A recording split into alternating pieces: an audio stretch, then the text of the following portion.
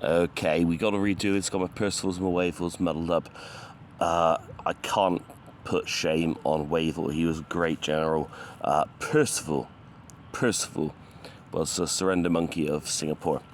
Okay, but the point of this video actually is about Sir Neville Chamberlain. 1938, he capitulated. He appeasement at Munich. Disgraceful. Hitler says, I want to take the Sudetenland. There are Germans living there. And I get that. There were Germans living there. Sir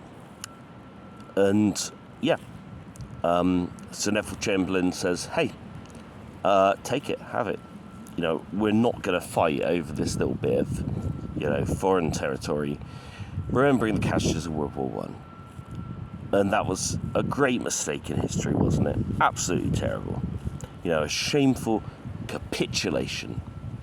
Or was it? See, I don't think it was. Because what was happening actually in 1938? Were we in any position to intervene? No. Had Germany just said, to hell with it, I'll invade the Sudetenland, the Czechs would have put up a very good fight. They had the high ground. They had the best positions in the Sudetenland, all around the edge of Czechoslovakia. And they would have put up a very good fight, but they would have been overwhelmed. They would have been beaten. What we've done, we would have sent in 2-engine bombers over Germany, unable to find their targets, shot down in the daytime by the Germans, who also had radar, which is something we frequently forget. We could have done very, very little to intervene. But what was our Prime Minister, Sir Neville Chamberlain, doing at that time? He was laying down aircraft carriers. He was ramping up the RAF. So basically, this time, we had Hurricanes, which are, they have the grossly overrated Merlin engine. It's a reasonable engine, doesn't have fuel injection, doesn't have a supercharger. It's a pretty rubbishy engine, to be honest. We had those. We were, at the time, building up lots of Spitfires into our fleet. But we didn't, at that time, we may have had one Spitfire squadron. We didn't have the fighters. So what is Neville Chamberlain doing? He is pumping money into the RAF to build up modern fighters, Spitfires, getting the infrastructure in place. And he's also laying down aircraft carriers because, let's be honest, naval strategy is built strategy. Okay, you don't get.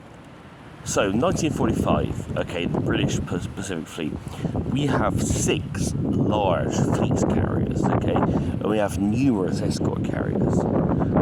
Where did they come from? They were laid down in 1938, 1939.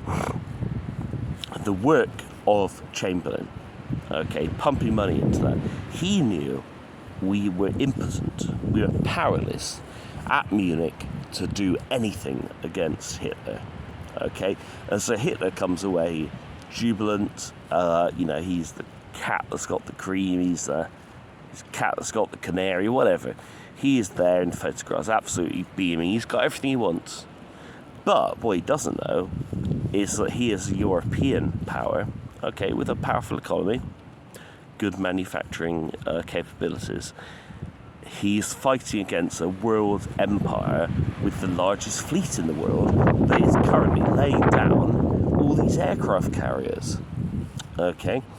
And so, Chamberlain was absolutely right to appease Hitler at that juncture whilst we were building up our strength. And then what happens? Come May 1940, Hitler goes west. His generals Rommel, Guderian, Manstein was the formulator of the plan, Case, Yellow, Foul, Gelbe. They go west, they do incredibly well. They rout us all. Because the one place where we're very, very weak Britain was very, very weak was the army. It was a good army. It was equipped with good artillery, highly mobile, lots and lots of trucks and things like that. But unfortunately, the generals, people like Lord Gort, they hadn't learned the lessons from World War One. If we'd have had General Haig in charge, he was dead by this point. He died, I believe, in the 20s, 23 or something. He died not long. He had a very short life, unfortunately, General Haig. If he'd have been in charge, or any of his contemporaries, Rawlinson, any of those, they would have understood the combined arms offensive, the all-arms battle. There would have been seamless cooperation between the RAF, between the artillery, massing the artillery, and the infantry, and maybe that terrible war could have been averted simply by better generals utilising this powerful weapon, the British Expeditionary Force. It was well equipped, but unfortunately it was badly run, badly managed, and of course the French had borne the brunt of World War One fighting. They didn't want to lose another generation. Who can blame them? Who does? So the French were unfortunately poor allies, at least in terms of the army, and the British, we were badly led. We back up to Dunkirk and we evacuate several 100,000 men and several 100,000 French, who ultimately get returned because they don't want to fight. And again, who can blame them? But they go back to France to be occupied, to be under German sovereignty. But anyway, back to Neville Chamberlain. So this is May 1940, okay? May 1940, about the 7th of May, and Amory makes a speech, okay, where he quotes Cromwell, Oliver Cromwell, and he says, "By God, go!" You know, in God's name, go. And he makes this terrible, horrible speech, and it basically ends Neville Chamberlain's lifespan as a politician. And I, like probably most of anyone who watched this video, I thought that's the end. That is the end of Neville Chamberlain, but no. So he goes, he talks to Halifax, Lord Halifax. Lord Halifax wants to make peace. And if we're completely selfish about it, then that was the right answer. Make peace with Germany, make peace with Hitler. We'll probably get to keep the fleet. We'll get to keep everything, basically. And probably to this day, Britain would still be a world power if we listened to Lord Halifax. But we made the selfless decision of going for Churchill. And Churchill, of course, had been in the wilderness for 8 years. He's back, he's First Lord of the Admiralty, and he's not great strategically, not great tactically, but he's a wonderful orator, and he inspires the people, okay? And Neville Chamberlain says, you know, Winston, will you take charge of the government? And Winston Churchill has wasted his whole life for this, and he says yes. And he is never going to surrender. He basically makes preparations for, if Britain is attacked via the air, via the sea, whatever, if we're invaded, we're just going to evacuate Queen Elizabeth, well, not Queen at that time, Princess Elizabeth, King George V. We're going to evacuate them all. We're going to evacuate the government. We're all going to go to Canada. We're going to take the fleet to Canada. We're going to take the gold reserve to Canada. And we're going to fight. We're going to fight Germany forever. And this is a crucial point in world history. It's the Schwerpunkt, as the Germans say. This is everything. If Halifax had been appointed, we would have surrendered, made a deal with Hitler. But Churchill was appointed. And was it the right decision? There would be no Jews, no gypsies. In fact, nobody at all undesirable in any way if they're physically, injured, disabled. They'd all have been gone from Europe. Okay, so this is an important juncture. And Churchill says, no, I will fight Hitler to my dying day. And of course he does.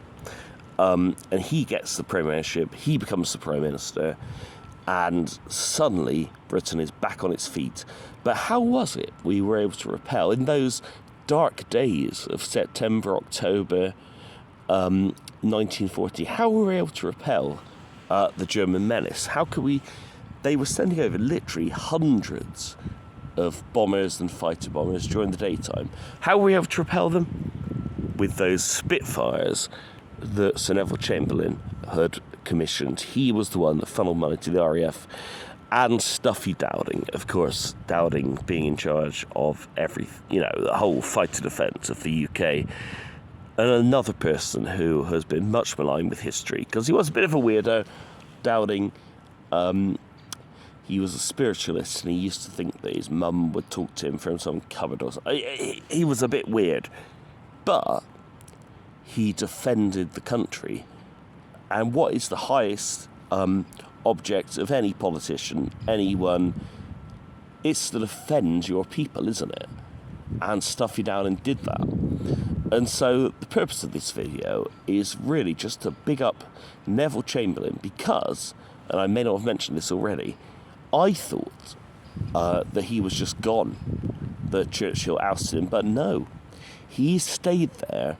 He was there as Churchill's main confidant all the way through those dark days of the Battle of Britain, even though he was dying of cancer, and he died in November 1940.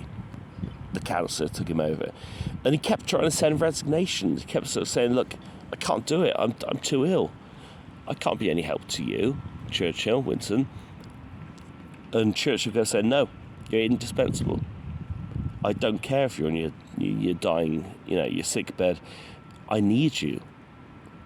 And all the way through those dark days of the Battle of Britain, Neville Chamberlain, despite being on his deathbed dying of cancer, he was there supporting Churchill.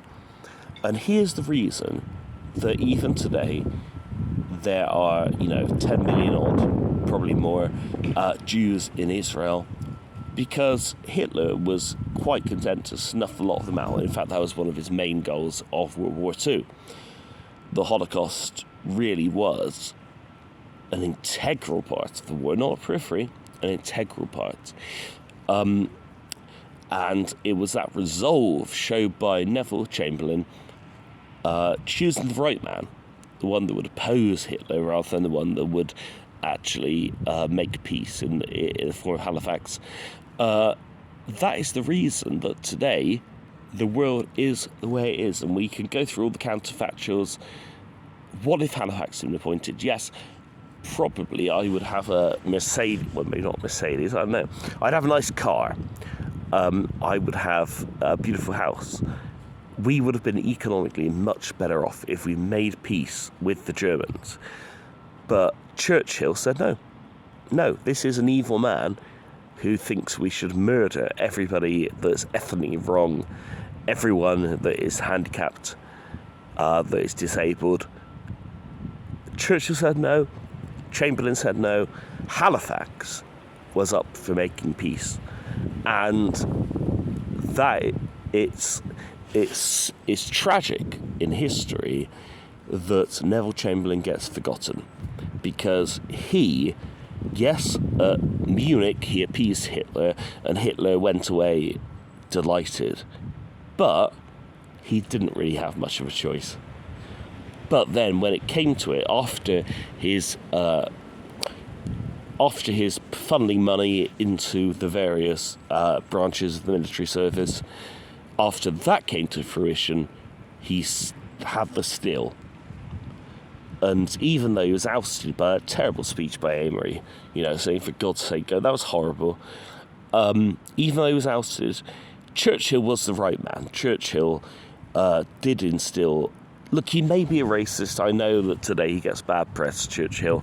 People like to go to the Imperial War Museum and, rap about what a fool he was and how evil a racist he was. But the fact is, Hitler was a much bigger racist, and it was Churchill still, along with Chamberlain, that has left the world in the situation it is. And so, yeah, this is the end of the video. let's not forget Neville Chamberlain died to his last breath fighting Hitler. He was not an appeaser. He was not some kind of melt. He might have a posh, toffee kind of voice. Fine. But he was a very steely politician. And he's one of the reasons why, as I say, today, Europe is ethnically diverse. And we know, the Holocaust did happen. But if Hitler had been allowed free reign for the neck, there'd be no one of any mixed race. There'd be no Jews. There'd be no one that has, any sort of physical disability allowed to be alive. Hitler was an evil man, and he was. It was this country. It was Sir Neville Chamberlain and Churchill that stopped all of that from coming to fruition. So yeah, that's my video. If anyone watches this, make a reply in the comments. I'm always up for a debate.